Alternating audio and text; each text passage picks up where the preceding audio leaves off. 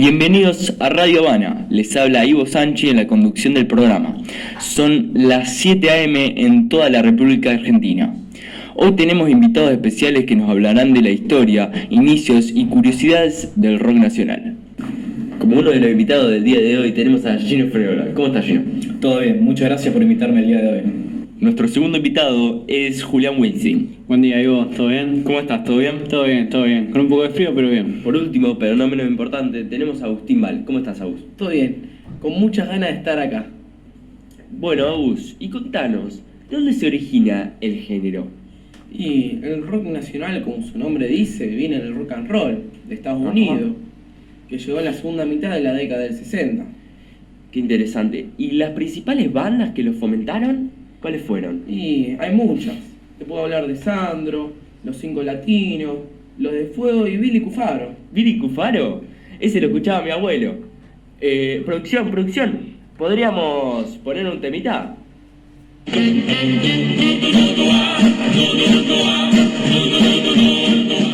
10 puntos como siempre la producción. Gran abrazo a Mati, que siempre está detrás de los controles. A todo esto, ¿sabías que antes solían cantar en inglés? ¿En serio? Sí, zarpadísimo, pero con el tiempo fueron cantando con su propia letra. Mira, esa no la tenía, ¿eh?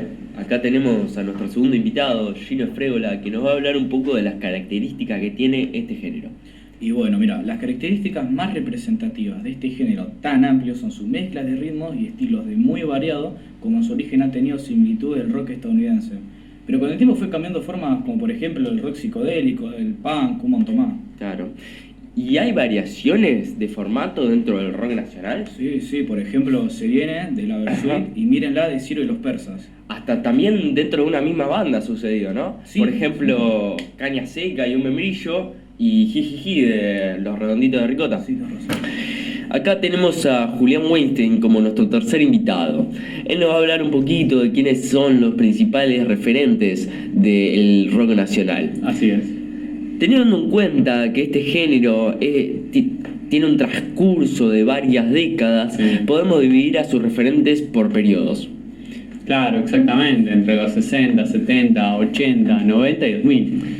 Bueno, más que nada en los 60, 70 principalmente se destacaron las bandas que mencionó mi compañero recién. Sandro, Cinco Latinos, etc. También estaban los Abuelos de la Nada y Sui Generis. Claro. Sui Generis siendo uno de los principales bandas de los 70, haciendo una especie de revolución en lo que es la música en la época de los militares. Claro, sí, fue muy importante para esa época. Producción, ¿nos podría poner un temita? Rasguña las piedras, ponga. Que me abraces, atravesando el muro de mis días, y rasguña las piedras, y rasguña las piedras, y rasguña las piedras.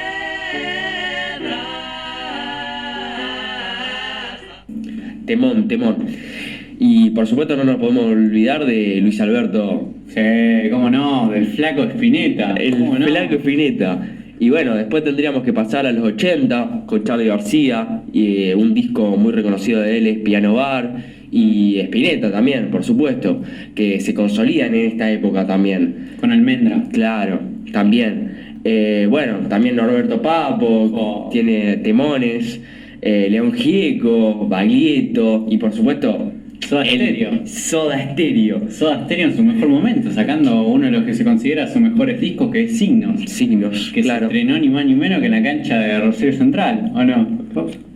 Y después entramos en una época impresionante que es la de la década de los 90. Qué época la de los 90. Y en mi opinión es la época dorada junto a los 80, ya que en esta época aparece Fito Páez con su hermoso disco. Sí, claro, sí. El amor después del amor. Claro, que no hay que recordar que es el disco más vendido de la historia argentina. Por supuesto.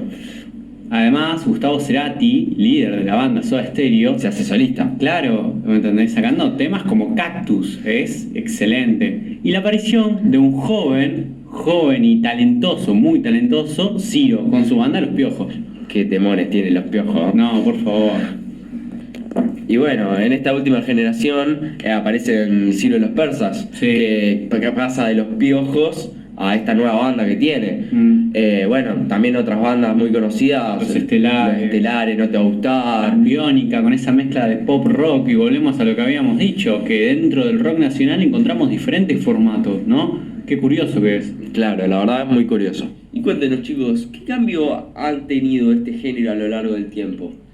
Y bueno, en 1960 en la Argentina se puede decir que el rock internacional coincidió con una generación que contenía altos niveles de politización y movilización a través de organizaciones estudiantiles y sindicales. Recordemos que en esa época empieza a estar la dictadura militar, ¿no? Entonces estos medios que se crearon, estas organizaciones, tanto estudiantiles como sindicales, se crearon para enfrentar a la dictadura en las calles, ¿no? Todo esto a partir del año 1966, incluyendo una activa participación de los jóvenes de la extensa clase media del país, tanto varones como mujeres. Podemos encontrar temas del rock argentino muy reflejados sobre estos temas, haciendo referencia claramente a toda esta situación que estaba ocurriendo en Argentina. Claro. Qué interesante lo que me decís, Juli. Es cierto que siempre medios tan populares como la música reflejan lo que ocurre o lo que piensa una sociedad. Como por ejemplo, Nunca pensé cruzarme con el diablo, de Sui Generis. Y luego de esta época tan oscura que transitó la Argentina, en la década del 70, ¿qué cambios ocurrieron, Agustín? A comienzo de los 70, como ya dijeron algunos compañeros, se produjo la primera diversificación real del rock nacional. En realidad, la división se había producido un tanto antes, mientras que en el mundo entraba la época del heavy metal. Entre estas bandas están Pescado Rabioso, Billy Bond y la pesada del rock and roll. Pero de todas las bandas del heavy metal, Papus Blues se convertía en la primera banda de metal y blues más influyente de su época, para obtener su reconocimiento en el exterior. Claro, qué interesante lo que me decís. Sí, la verdad Papo fue muy influyente en el blues. Sí. Y volviendo con vos, Gino, ¿les podrías comunicar a nuestros oyentes con qué otro género se vinculó al rock nacional? Y bueno, mira, se vinculó con el tango, el pop, el rock progresivo, el blues, el rock psicodélico y el heavy metal. Y bueno, Ivo, yo te voy a hacer una contrapregunta. Para vos, ¿cuáles son las formaciones instrumentales más frecuentes? Y si bien no soy un experto, sé que algunas de las instrumentales más frecuentes del rock nacional son la guitarra eléctrica, la guitarra criolla, que la usa mucho Cerati, por ejemplo, Charlie, el bajo, la batería, el teclado electrónico, que por ejemplo lo usa mucho Fito, la voz, que se considera en muchos lados un instrumento, que yo destacaría la de Spinetta, o la armónica de Ciro. Bueno, chicos, les agradezco por venir a este programa. Un placer como siempre, Ivo. La verdad, muchas gracias y fue un programa muy fabuloso. Muchas gracias, Ivo. ¿Me dejó mandar un saludo a mi nana? Por supuesto. Hola, hola, tita, ¿cómo andás? Ella siempre nos escucha a esta hora de la mañana. Que me alegro. Chao, hasta luego.